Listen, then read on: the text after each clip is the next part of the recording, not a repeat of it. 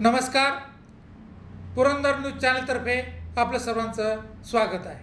250 कुटुंब आहे. 250 कुटुंब आणि 1000 लोकसंख्या. पण तुम्ही सर्वे फक्त 900च केलेला आहे. 100 फॉर्म नाही आले तुमच्याकडे.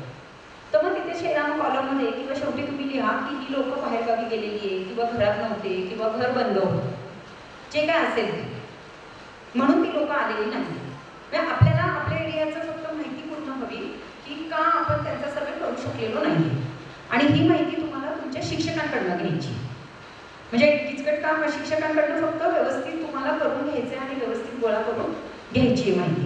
आता तुमच्यासोबत कोण पाणी पुरवठ्याचा कर्मचारी आहे ती माहिती किंवा त्याचा नंबर उद्या टेबलवर मॅडम देणार आहे. म्हणजे काही अडचण आली कुठला एरिया माहिती नसेल, कारण तुम्हाला एरिया माहिती असण्याचा काही संबंधच येत नाही जेजुरीचा सगळ्यांना, तर मग ती माहिती पाणी पुरवठ्याचा कोण कर्मचारी त्याचा पण नंबर मिळेल. तुमचे हे जे लोक यांचा पण नंबर आहे तुमच्याकडे. मग थोडीही काही अडचण आली तर आधी यांना सांगायचं पाणीपुरवठा कर्मचारी मॅडम आहे, आम्ही पण आहोतच तिथे. ह्या पद्धतीने आपल्याला करायचं आहे. आणि आता जी लोक आलेली नाही आहे किंवा जे आजारी ज्यांचं काय झालंय ते बघू आपण, ते आम्ही देतो. मॅडम फक्त आता लोक आपण घेऊया सटालेंकडून, त्यानुसार करूया. याच्यामध्ये आता अजून तुम्हाला कोणाला काय अडचण आहे का सांगा. एरिया आपण तेच सांगते. एरियासाठी तुम्हाला आपण पाणी पुरवठ्याचे कर्मचारी दिलेले आहे की जे भागामध्ये फिरत असतात. आता उद्या टेबलवर देणार आहे तुम्हाला एरिया. तुम्हाला आता आहे का तयार तुमचं? मग आता एक काम करू आपण. तुम्ही तुमच्या अधिकाऱ्यांचे नंबर लिहून घेतलेले आहे. मॅडम तुम्ही काय करा, तुम्ही त्यांना एरिया हे करा, केलाय ना तुम्ही ग्रुप. मग तुम्ही एरिया त्यांना आता व्हॉट्सअप करून द्या. म्हणजे जे जे लोक जेजुरीचे राहणारे आहेत त्यांना एक साधारण अंदाज येऊन जाईल किंवा ज्यांना एरिया माहिती त्यांना अंदाज येऊन जाईल. मग तुम्हाला एरियाचा केलेला माहिती आहे तुम्हाला, तर तुम्ही तो जो एरिया आहे तो त्यांना व्हॉट्सअप करून द्या. ठीक आहे मॅडम, मग टाकून द्या. आपण यांच्याकडनं तुम्ही व्हॉट्सअप करा किंवा यांना फोन करून यांच्याकडनं मागून घ्या, कारण नगरपालिकेने एरिया सोडलेला आहे किंवा एरिया तयार केलेला आहे. फक्त एवढंच आहे, जेवणाचं आपले आपले डबे आपल्याला आणायला लागतील. सकाळी फक्त तिथे नाश्ता चहा देणार आहोत. तुमचे काही शिक्षकांचे फोन आले तर त्यांना पण तसंच सांगा. फक्त एक 4 शिक्षक आलेले नव्हते 4 टीमचे एवढ्या 80 लोकांमधनं, तर ते आपण बदलते मी किंवा तिच्याऐवजी दुसरे कोण कर्मचारी देता येतात ते देते. टीम पूर्ण करतोच आपण, टीम पूर्णच करू आपण. अजून कोणाला काय अडचणी सांगा. काय झालं सर? तेच सांगते ना. आता अटेंडन्स शीट बघितल्यावर मला कळेल कोण आलंय कोण आलेलं नाहीये. जे आलेले नसतील त्याच्याऐवजी बदली कर्मचारी द्यायची प्रोसिजर आता आम्ही करतोय. आम्ही देतो ना तुम्हाला. आणि आपण हे आपले राखीव ठेवलेलेच आहे 5 टीम, त्यातले आधी आम्ही देणार आणि ते फुल झाल्यानंतर मग आम्ही दुसऱ्या लोकांना फोन करून बोलवून घेऊ. ह्या गोष्टी खूप काळजीपूर्वक हँडल करा तुम्ही सुद्धा आणि तुमच्या टीमला सुद्धा सांगा. पडलं लागलं फुटलं तर मग ते अडचणीचं होईल, कारण कॉस्टली आहे. 1,500-2,000 हजाराचं एक इन्स्ट्रुमेंट आहे हे. तर तुम्ही पण काळजीपूर्वक हँडल करा आणि तुमच्या टीमला पण तशा सूचना द्या. आणि टीमला सांगा हे जमा केल्याशिवाय कोणी जायचं नाही.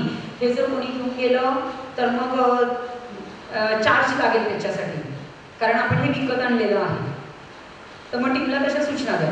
नेऊ नका म्हणा, चुकूनही घरी नेऊ नका. अजून काय अडचणी कोणाला सांगा. मॅडम फक्त एरिया त्यांना लवकर घेऊन द्या, म्हणजे जे तिथे राहणारे असतील आजूबाजूला ते आत्ताच एरिया कदाचित बघून घेतील त्यांचा. 4 जणी तुम्ही 4-5 जण आणि तुमच्या लोकांशी तुम्ही बोला. म्हणजे मग तुमचं एक कोऑर्डिनेशन राहील आणि एकमेकांना माहिती राहील. ठीक आहे. मग सकाळी साधारणतः 7:45-8लाच आपण जेजुरीमध्ये भेटूया. आढळले त्याच्यात काय वेगळं सिम्पटम आढळले, ते काय आले नव्हते तपासायला याच्या अगोदर? नाही, वाल्यामध्ये जे रुग्ण आढळले त्याच्यात हाय रिस्कचेच खूप होते आणि त्यांची तपासणी तशी 5व्या दिवशी आपण हाय रिस्कची तपासणी करतो, त्यामुळे वाल्याचा आकडा जरा जास्त दिसतोय. आता ऑक्सिजन कमी आहे पण त्यांना बाकी काही त्रास होत नव्हता, त्यामुळे ते गेलेच नाही डॉक्टरांकडे. म्हणजे हे लक्षातच येत नाही ऑक्सिजन कमी झालेला हे कामाच्या याच्यात असेल किंवा काय असेल ते लक्षातच येत नाही आणि म्हणून ते आलेले नव्हते. बाकी असं खूप सिरियस होते आणि तरी आलेले असं रुग्ण नाही आढळला. म्हणजे तो नॉर्मल माणूस आहे, ऑक्सिजन कमी आहे म्हणून आपण टेस्ट केली तर तो कोरोना पॉझिटिव्ह आढळला. म्हणजे तो कोरोना पॉझिटिव्ह आहे पण असिम्प्टोमॅटिक आहे. आणि आता ते आपण सीसीसीला शिफ्ट केलेले आहे, म्हणजे असिम्प्टोमॅटिक जे सीसीसीला ठेवतो तिथे आपण त्यांना शिफ्ट केलेले आहे. वेगळं असं काही आढळून आलेलं नाही त्यांच्या. आता त्यांच्यावर काय उपचार चालू आहे? आता सीसीटीव्ही त्यांच्याकडे कुठले सिम्पटम नाही, सिम्पटम नाही आहे, परंतु ज्यांना सिम्पटम नाही आहे ज्यांच्या घरी सोय नाही अशांना आपण रेग्युलर सीसीसीला ठेवतो अंडर डॉक्टर ऑब्झर्वेशन. कदाचित असं होऊ शकतं की त्यांना आज सिम्पटम नाही पण उद्या किंवा परवा सिम्पटम डेव्हलप होऊ शकतात, म्हणून आपण त्यांना ऑब्झर्वेशन खाली ठेवलेलं आहे. आणि तिथे जे काही त्यांचे मेडिकलचे उपचार असतील, जे औषधं गोळ्या द्यायचं असेल डॉक्टरांच्या इथे सीसीसीला, त्यानुसार त्यांच्यावर उपचार तिथे केले जातात. तालुक्यातल्या किती ग्रामपंचायतींचं आता आपण हे करणार? आपल्या टार्गेटमध्ये सध्या तालुक्याच्या 17 ग्रामपंचायती आहे. सध्या आपण 17 ठेवलेल्या आहे, परंतु माझं कुटुंब माझी जबाबदारीनुसार आता ग्रामपंचायतीची संख्या ही कमी जास्त होत जाणार आहे. रुग्णसंख्या जशी जशी कमी जास्त होईल तसं तसं. आता चांगलीमध्ये आपल्या इथे अजिबात नव्हतं, आता चांगलीत एकदम वाढायला लागले रुग्ण, अचानक वाढले. तर आता बहुतेक उद्या आपण चांगलीचे पण नियोजन केलेले आहे. ते आता पंचायत समितीमध्येच उद्या किंवा परवा आहे बहुतेक चांगली, आपल्याला शुक्रवारी आहे. तर जसं आपल्याला जाणवेल की बाबा इथे अचानक वाढत आहे तर त्या ग्रामपंचायतीला आपण टार्गेट करतो. आपल्याकडे आता बेड किती शिल्लक येतात ट्रिपल सीला? नाही, आजची आकडेवारी आता माझ्याकडे नाही आहे बेडची, ट्रिपल सीची. मग आता एकदम जर पेशंट नाही, आता जरी एकदम आले तरी आपण जे असिम्प्टोमॅटिक त्यांना होम आयसोलेशन करतोय. आपल्या इथे बऱ्यापैकी जे खाजगी अहवाल पॉझिटिव्ह येतात ते DCSC किंवा प्रायव्हेट डॉक्टरकडे ॲडमिट झालेले आहेत रुग्ण आपले. ते सगळे सीसीसीला नाही आहे आपले रुग्ण. आणि आपल्या इथे आता दिव्याला अजून आपल्या इथे दिव्याला एक बेड आहे. आणि जरी यामध्ये आले तरी मागचे जे 7 दिवसाचे रुग्ण सापडलेले आहे की ज्यांना 8-10 दिवस झालेले आहेत ते डिस्चार्ज होत जातात आणि मग नवीन रुग्ण आपले तिथे ॲड होत जातात. आणि चौथं अजून एक सीसीसी, मोठं सीसीसी आपण जेजुरीला प्लॅन करतोय. जेजुरीला कडेपठार पायथ्याशी शाळा आहे, जिजामाता इंग्लिश मिडियम स्कूल. तर तिथे आपण एक चौथं सीसीसी चालली आपली तयारी. ते ह्या आठवड्यात आपलं कार्यान्वित होईल, कारण तिथे थोडंसं काही कन्स्ट्रक्शन करायला लागतंय आपल्याला, बाथरूम वगैरे याचं. आणि ते पुढच्या मंगळवार बुधवारपर्यंत कार्यान्वित होईल असं आमचं टार्गेट आहे. तर ते एक चौथं सीसीसी आपण तिथे करतोय. अंदाजे तिथे एक 80 ते 100 बेड तिथे बसतील. आपलं टार्गेट आहे की आपल्या तालुक्यातले रुग्ण शक्यतो आपल्या तालुक्यातच आहे, तालुक्याच्या बाहेर जाऊ नये. त्यामुळे आता आपल्याला शाळा घ्यायला लागली, कारण आपण आतापर्यंत चांगलं कन्स्ट्रक्शन की जिथे टॉयलेट बाथरूमची व्यवस्थित सोय असेल वगैरे असं बघत होतो, तर ते मिळतच नव्हतं. त्यामुळे आपण आता तिथे ती सोय करतोय आधी. आपल्याकडे ॲम्ब्युलन्सची सुविधा फार कमी आहे. ॲम्ब्युलन्स आपल्याकडे एक ॲम्ब्युलन्स आहे की ती 108ची आहे, की जेजुरीला स्टेशन आहे ॲम्ब्युलन्स आपल्याला दिलेली आहे त्यांनी. एक सासवडला आहे. आणि गाईडलाईन किंवा सूचना अशा आहे त्यांचा की कोरोना पॉझिटिव्ह रुग्ण असेल आणि त्याला शिफ्ट करायचं असेल तर 108 मधूनच त्याला केलं पाहिजे. त्या व्यतिरिक्त आपण 2 ॲम्ब्युलन्स रिक्विजिट केलेले आहे. एक देवस्थानची ॲम्ब्युलन्स आहे आणि अजून एक सासवडची ॲम्ब्युलन्स आहे. आता नीरा आणि वाल्ह्यामध्ये सुद्धा पेशंट शिफ्ट करताना आपण ह्या 2 ॲम्ब्युलन्स वापरल्या होत्या, ज्या आपण रिक्विजिट केलेल्या आहेत. तर त्या आपण वापरतोय 2 ॲम्ब्युलन्स. म्हणजे 3 ॲम्ब्युलन्स सध्या तालुक्यात आहेत. 2 आपण रिक्विजिट केलेल्या आहे आणि 108 आपण मागू तेव्हा येते आपल्याला 108ची ॲम्ब्युलन्स. 3 मिळून 3 नाही, 108च्या तुम्ही सांगाल तशा येतात, त्या पुण्यातून येतात ना आपल्याला. फक्त त्यांनी जेजुरीला का स्टेशन केली की आपण बोलवल्यानंतर जो वेळ जायला लागतो तो जायला नको, म्हणून तिला स्टेशन सांगितले की जेजुरीला तिने थांबायचं. म्हणजे बोलवलं तरी जो पुण्यातला यायला जो वेळ लागतो तो वाचेल, म्हणून ती जेजुरीला. तशा खाजगी मधल्या 2च ॲम्ब्युलन्स आपल्या रिक्विजिट केलेल्या आपण आणि आपण त्या वापरतोय आपण. हो हो, फक्त त्या ॲम्ब्युलन्स तालुक्यातल्या तालुक्यात फिरतायत आपल्या, म्हणजे तिथून पेशंटला घ्यायचं आणि सीसीसीला न्यायचं याच्यासाठी. आणि आता आपण RTO कडनं आता यादी घेतोय आपण की किती अजून ॲम्ब्युलन्स आहे खाजगी, प्रायव्हेट ॲम्ब्युलन्स, आणि मग त्याचं रिक्विजिशनची प्रोसिजर आपण करणार आहोत. या आरोग्य तपासणीत आता डॉक्टर्स किती सहभागी आहेत? आरोग्य तपासणीमध्ये जेव्हा तपासणी केल्यानंतर ते शाळेत जातील रुग्ण, तेव्हा शाळेमध्ये तिथे आधी डॉक्टर त्यांची तपासणी करणार की खरोखर त्याचा ऑक्सिजन कमी आहे किंवा नाही. आणि डॉक्टरने तिथे तपासणी केल्यानंतर तिथेच लॅब टेक्निशियन आणि एक डॉक्टर असणार आहे. ते त्यांचा ते जे स्वॅब असेल त्याची प्रोसेस करणं किंवा त्याचं टेस्टिंग करणं. त्यामुळे आता जेजुरीला उद्याला आपण 2 CHO म्हणजे 2 डॉक्टर, 2 नर्स, परत 2 लॅब टेक्निशियन, एक ANM, त्यांचं नर्सपैकी अजून एक वेगळं पद आहे त्यांचं ते, आणि लॅब टेक्निशियनचे अजून एक डॉक्टर, असं आपण किती गर्दी राहील आणि कसं राहील ह्या हिशोबाने आपण त्यांची नेमणूक करतो. पण हे आपले रुटीन काम करणारे सगळे PSCचे किंवा RHचे डॉक्टर हे लोक असणार आहेत तिथे. मग सध्या फक्त टेम्परेचर आणि ऑक्सिजन लेवल ह्या 2 गोष्टी तपासल्या. प्रायमरी बेसिक फक्त तेवढंच तपासायचं. ऑक्सिजन कमी असेल तरच त्याची अँटीजेन टेस्ट करायची, अदरवाईज नाही. सासवडमध्ये ज्या वृत्तपत्र विक्रेता आहेत तानाजी, त्यांची मिसेस दुःखद निधन झाले आहे. त्याचा ऑक्सिजन चांगला होता, टेम्परेचरही नव्हतं, परंतु त्यांचा फुफ्फुसाच्या धोका वाढत गेला होता, त्याचा संसर्ग वाढत गेला. दोन्ही टेस्ट त्यांच्या निगेटिव्ह आले, परंतु ज्यावेळेस त्यांची तपासणी केली फुफ्फुसाची त्यावेळेस मात्र फुफ्फुस डॅमेज झालेलं होतं. त्यांना मग पुण्यामध्ये हलवलं आणि तिथेही उपचार करताना त्यांचा मृत्यू झाला. मग याबाबत आता हा मेडिकल विषय, याबाबत तुम्ही सांगू शकणार नाही. मेडिकली आम्हाला मेडिकली एवढं सांगितलं ऑक्सिजन कमी आलं की तपासणी करा. आता ते फुफ्फुसात दिसलं नाही दिसलं काय झालं, हा सगळा डॉक्टरच्या याचा लेवलचा विषय, की याच्यात टेक्निकली काय झालं आणि का दिसलं नाही हे तर मी नाही ना सांगू शकणार काही. यासाठीच आमचं म्हणणं आहे की यामध्ये डॉक्टरांचा सहभाग मॅडम वाढवा. डॉक्टरांचा सहभाग आहे, पण डॉक्टरांना सुद्धा अशा सूचना आहे की जेव्हा आमचं खालच्या लेवलला माणूस तपासतील आणि 95च्या खाली ऑक्सिजन असेल तेव्हा तो डॉक्टरांकडे जाणार आहे. जर तुम्हाला कोणाला थोडासा त्रास होत असेल तर तुम्ही आधी डॉक्टरांकडे जा ना. अनुभव असा आहे की त्रास होतोय आणि 2-2 दिवस आपली लोक डॉक्टरकडे जात नाहीये. असे बरेच पेशंट माझ्याकडे आहेत, पण आता ठीक आहे की मी सगळं नावं किंवा तुम्हाला सांगू शकत नाही की 2-2 दिवस घरात राहत आहेत ते जात नाहीये. त्या 2 दिवसामध्ये तेवढं ते डॅमेज होतंय आणि मग जेव्हा जास्त होतंय तेव्हा ते आपल्याकडे येत आहे.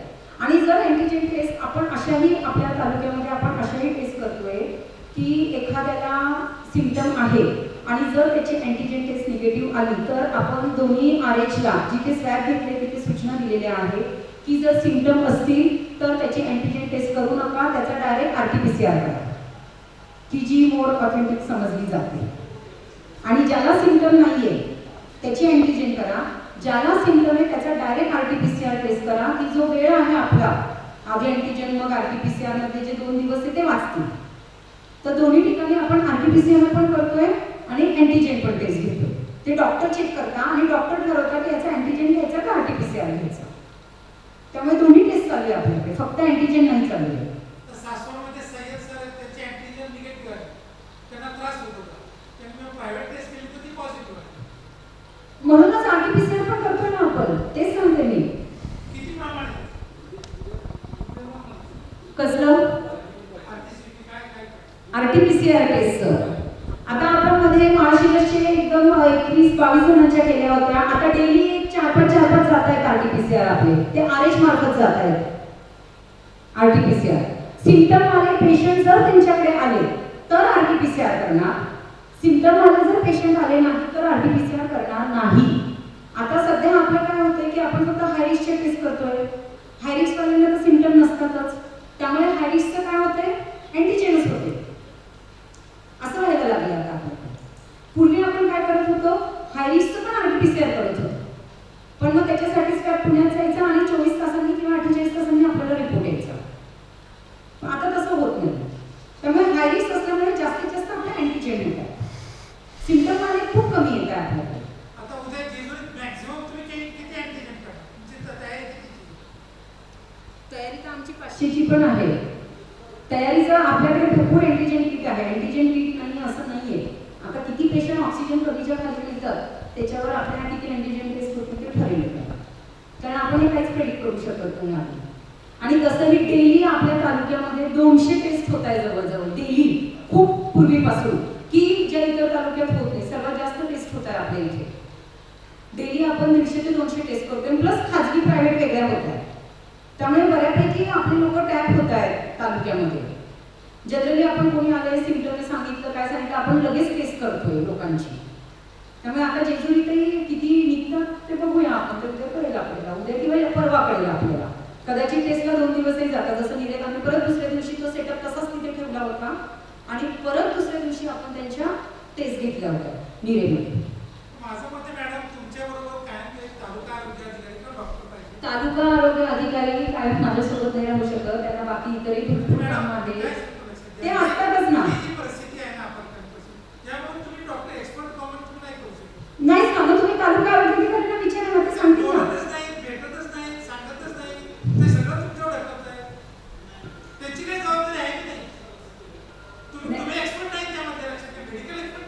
मेडिकल एक्सपर्ट तेच सांगतील. तुम्ही किंवा एम एस आहे जे आपले सासवड ग्रामीण रुग्णालयाचे, त्यांनाही विचारू शकता किंवा तालुका आरोग्याधिकारी. आता आपले तालुका आरोग्याधिकारी नवीन आलेले आहे आपल्याकडे, मॅडम आलेले आहे. आगमध्ये साहेब जे ते चार्जमध्ये होते, त्यामुळे ते परत PSCला गेलेले आहे आणि त्या मॅडम जस्ट काल परवाच हजर झालेल्या आहेत. फक्त ते जो बाकीचा बॅकअप जो असतो, आता बाहेर जाणं हे करणं, काल कोथळे वगैरे निरावाला तिथे तालुका आरोग्य अधिकारी सुद्धा होते, असं नाही की तिथे ते नव्हते. आता ठीक आहे, हे ट्रेनिंग विषय हा विषय माझा म्हणून इथे ते नव्हते.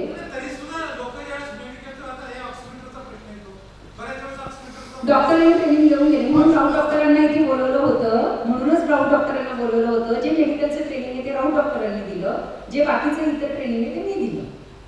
आपण डॉक्टर बोलवले होते. नाही, ऑक्सिमीटरमध्ये फॉल्स असं नाहीये. ऑक्सिमीटर जर आपण लावायला चुकलो किंवा सॅनिटायझर लावला आणि तो हात जर ओला असेल किंवा एखाद्या महिलेच्या नखाला जर नेलपेन असेल तर ऑक्सिमीटर रिडिंग घ्यायला त्रास देतो. नेलपेन असलं तरी ते व्यवस्थित रिडिंग घेत नाही.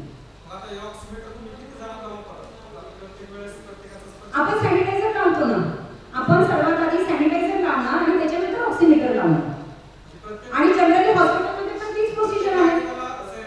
येस, सगळ्यांना सॅनिटायझर लावणार आपण आधी, घरातल्या लोकांना, आणि त्याच्यानंतर ऑक्सिमीटर लावणार. आणि नॉर्मली हे असंच तपासलं जातं बाहेर, प्रत्येक माणसाला काही वेगळं ऑक्सिमीटर नाही वापरू शकत.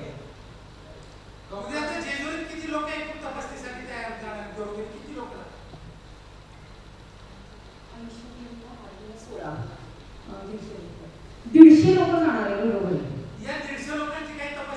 आता केली 150 लोकांची इथे तपासणी, त्यांचं टेम्परेचर बघितलं, त्यांचं ऑक्सिजन बघितलं, त्यापैकी कोणाचाही ऑक्सिजन कमी आढळला नाही. कारण एवढ्या 150 लोकांची अँटीजेन टेस्ट आपण करू शकत नाही, कारण तो मेडिकल प्रोटोकॉल नाहीये. मेडिकल प्रोटोकॉल असा जो आहे, ऑक्सिजन जर कमी आला तर अँटीजेन टेस्ट. त्यामुळे 150 लोकांची आपण ऑक्सिजनची आणि याची तपासणी केली. नाही, अजून आपल्याला खासगी डॉक्टरांची आवश्यकता नाही पडली ट्रिपल-सीला, त्यामुळे अजून आपण ऑर्डर काढलेली आहे, परंतु अजून त्यांना कॉल केलेलं नाहीये. परंतु आता जर पुढे भविष्यात चौथं जेव्हा ट्रिपल-सी आपण उभारू तेव्हा मात्र मग आपण खासगी डॉक्टरांना तिथे ड्युटी लावून देणार. आपण पूर्वी 87 खासगी डॉक्टरांना ड्युटी लावून दिलेली होती, परंतु आपल्याला तेवढी गरज पडली नव्हती ट्रिपल-सीला, कारण आपला जो स्टाफ आहे त्याच्यावर आपलं होत होतं.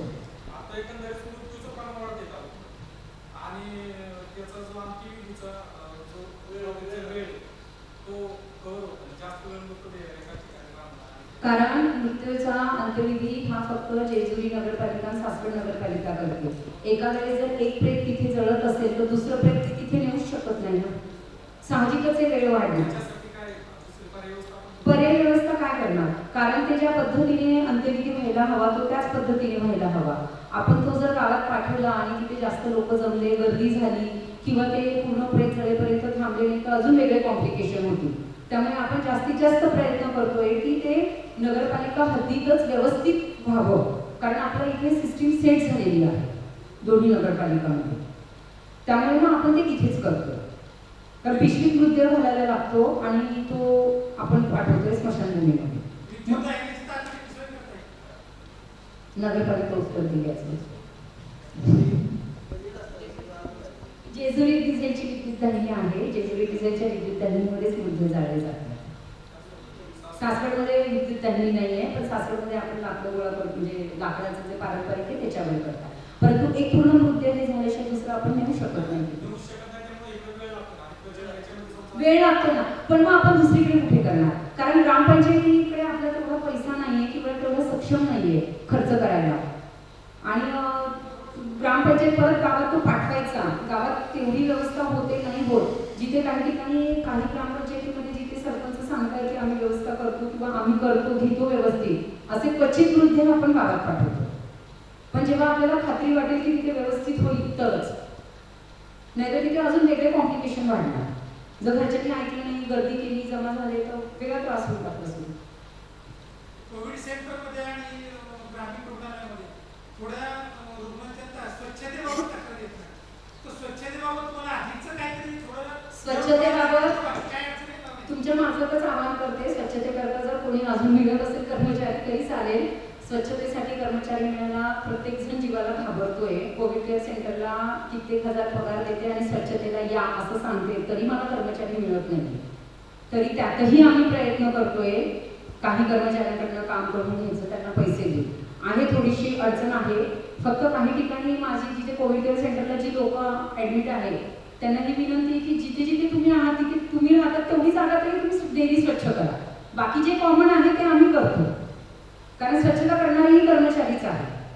तर कुठेतरी त्यांनाही ती भीती आहे आणि ते थोडे घाबरतात. तरी त्यातही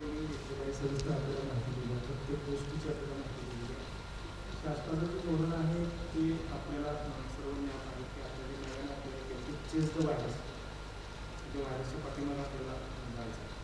त्याच्यामुळे आता मी माझं कुटुंब, माझी जबाबदारी या महिन्यात 2 वेळा तपासणी त्या लोकांच्या केल्या जाणार, जेणेकरून आपल्याला पेशंट इमिडिएटली ट्रेस होणे आणि त्याला CCG आणणे आणि CCG आणून त्याला वेळेवर उपचार करून मृत्यू दर कमी करण्यावर जास्त भर आता आणि त्याचं स्प्रेडची मोठ्या प्रमाणात होतो, तो स्प्रेड कमी करण्यासाठी धोरण आहे.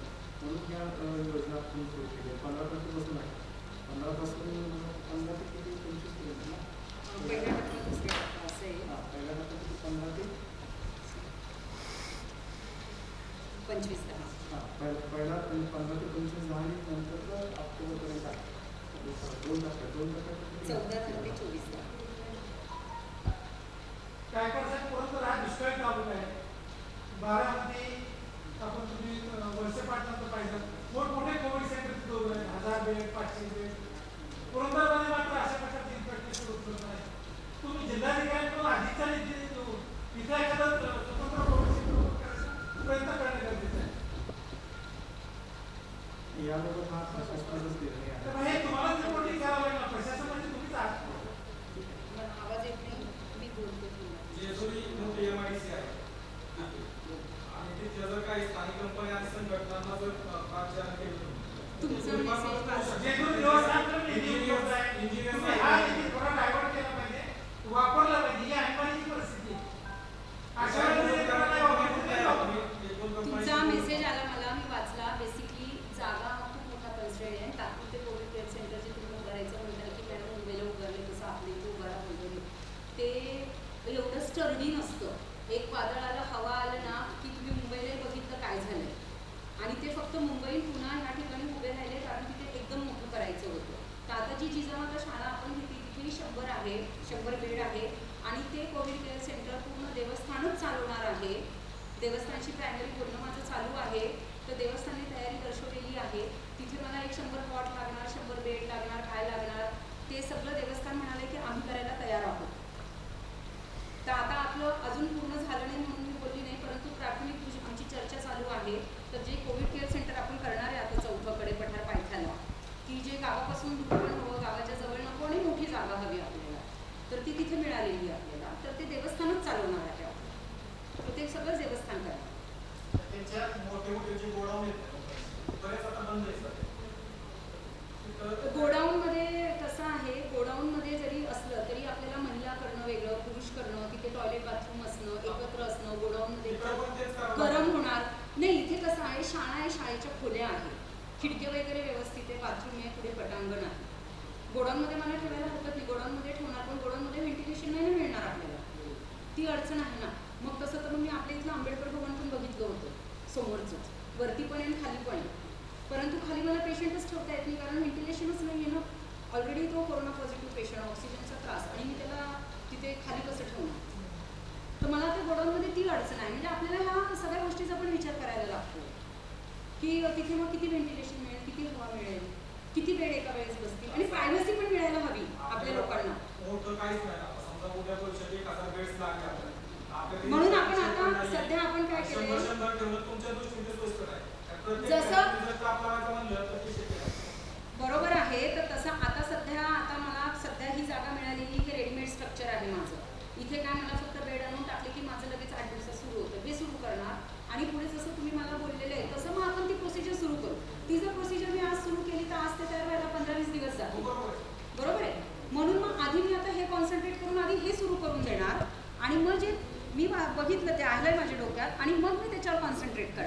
की मग आपल्याला तसं काही करता येतंय का? आहे माझ्या डोक्यात, ते पण आहे आणि ते अगदी व्यवस्थित आहे. तो मुद्दा पटला मला, तो मुद्दा तो करणार आहे आपण.